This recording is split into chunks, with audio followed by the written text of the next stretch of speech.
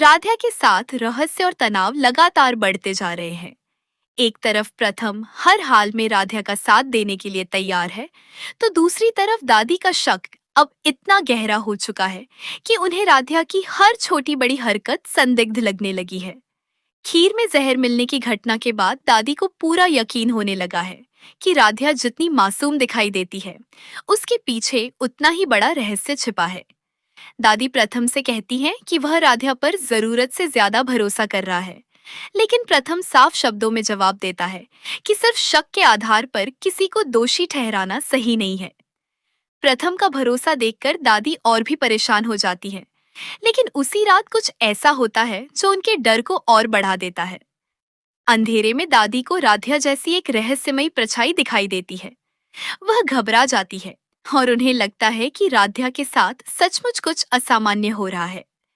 अगले दिन दादी राधा की परीक्षा लेने का फैसला करती हैं।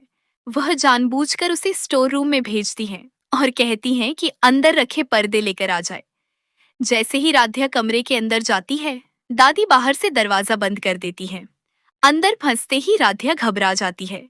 वह दरवाजा खोलने की कोशिश करती है और मदद के लिए आवाज लगाती है, लेकिन कोई उसकी बात नहीं सुनता। तभी अचानक उसके नाखूनों का रंग बदलने लगता है। राधा खुद यह देखकर डर जाती है। उसी समय उसके हाथ में लोहे का एक पुराना टुकड़ा आ जाता है। अचानक उसके अंदर ऐसी ताकत दिखाई देती है जिसकी उसे खुद भी कोई जानकारी नहीं थी। राधा पूरी ताकत लगाती है और लोहे का दरवाजा तोड़कर बाहर निकल आती है। यह दृश्य देखकर दादी के होश उड़ जाते हैं। अब उनका शक केवल शक नहीं रह जाता, बल्कि उन्हें लगता है कि राधा के अंदर जरूर कोई अनजान शक्ति है। दादी तुरंत गुरुजी से सलाह लेती है।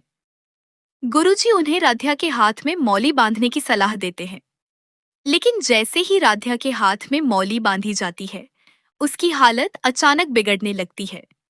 उसके शरीर में कंपन होने लगता है और आसपास का माहौल भी अजीब हो जाता है। कुछ ही देर में धुआं दिखाई देने लगता है। दादी इस घटना को किसी अनजान शक्ति का संकेत मान लेती है। अब वह तय कर लेती हैं कि राधा को इस घर में रखना ठीक नहीं है। वह उसे तांत्रिक के पास ले जाने की योजना बनाती है, लेकिन तभी प्रथम वहां पहुंच जाता है। दादी उसे रोकने के लिए मंदिर के कपड़े दान करने का बहाना बनाती है। प्रथम उनकी मदद करने के लिए रुक जाता है, मगर तभी उसके पास एक जरूरी फोन आ जाता है। उसे कुछ समय के लिए वहां से जाना पड़ता है। दादी इसी मौके का फायदा उठाती हैं। तांत्रिक के लोगों की मदद से राधा को चुपचाप घर से बाहर ले जाया जाता है। जब प्रथम वापस लौटता है और राधा को घर में नहीं पाता, तो वह परेशान हो जाता है। तभी उसकी नजर राधा के फोन पर पड़ती है, जो अब भी चार्जिंग पर रखा हुआ है। प्रथम तुरंत समझ जाता है कि राधा अपनी मर्जी से कहीं नहीं गई होगी। वह बिना समय गंवाए उसकी तलाश शुरू कर देता है। जांच करते हुए उसे पता चलता है कि राधा आखिरी बार पूजा वाले कमरे की तरफ गई थी। प्रथम तुरंत वहां पहुंचता है और राधा की हालत देखकर उसके पैरों तले जमीन खिसक जाती है। अब प्रथम के सामने सिर्फ राधा को बचाने की चुनौती नहीं है, उसे इस पूरे रहस्य की जड़ तक पहुंचना होगा। आखिर खीर में जहर किसने मिलाया था? रात में दिखाई देने वाली वह रहस्यमयी परछाई किसकी थी? राधा के अंदर अचानक इतनी ताकत कैसे आ गई?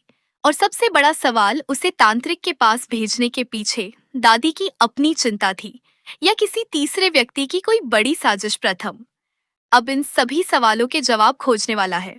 वह राधा को बचाने के साथ साथ यह भी पता लगाएगा कि कौन लगातार ऐसी परिस्थितियां पैदा कर रहा है जिससे दादी का शक राधा पर और गहरा होता जा रहा है। आने वाले घटनाक्रम में प्रथम और दादी आमने सामने होंगे, जबकि राधा के रहस्य से पर्दा उठने की शुरुआत भी हो सकती है। क्या प्रथम समय रहते राधा तक पहुंच पाएगा? क्या दादी को अपनी गलती का एहसास होगा? और क्या राधा के अंदर छिपे रहस्य की असली वजह सामने आएगी? यही सवाल अब कहानी को एक बेहद बड़े और चौंकाने वाले मोड़ की तरफ ले जा रहे हैं। तो दोस्तों, अब सबसे बड़ा सवाल यही है कि क्या प्रथम समय रहते राधा को बचा पाएगा?